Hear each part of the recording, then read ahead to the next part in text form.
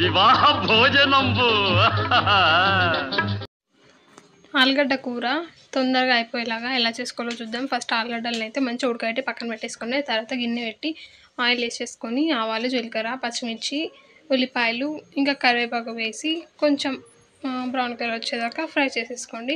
ఆ తర్వాత కొంచెం అల్లం వెల్లుల్లి, పసుపు వేసి మనం డైలీ కర్రీస్కి ఎలా చేసుకుంటామో అలాగే చేసేసుకొని తర్వాత టమాటా ముక్కలు వేసేసుకొని టమాటాలు మంచిగా ఫ్రై చేసుకోవాలి.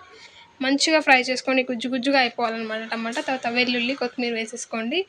ఇదైతే నేను ఖచ్చితంగా డైలీ చేస్తాను. అంటే టమాటాలు వేసినప్పుడల్లా వెల్లుల్లి ఇంకా మన కొత్తిమీర అయితే ఖచ్చితంగా వేస్తాను.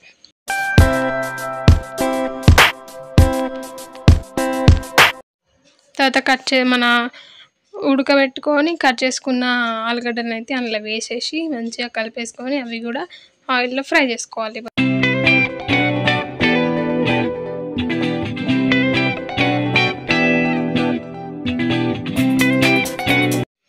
తర్వాత టేస్ట్కి సరిపడా కారం, ఉప్పు వేసేసుకొని ఆలుగడ్డలకి కారం పట్టేదాకా కొద్దిసేపు ఒక 2 minutes అలా ఉడకబెట్టుకోవాలి ఆయిల్లో.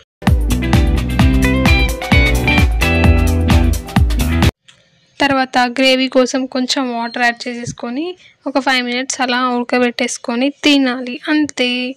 నా వీడియోస్ కనుక నచ్చినట్టయితే సబ్స్క్రైబ్ చేసుకోండి ఫ్రెండ్స్.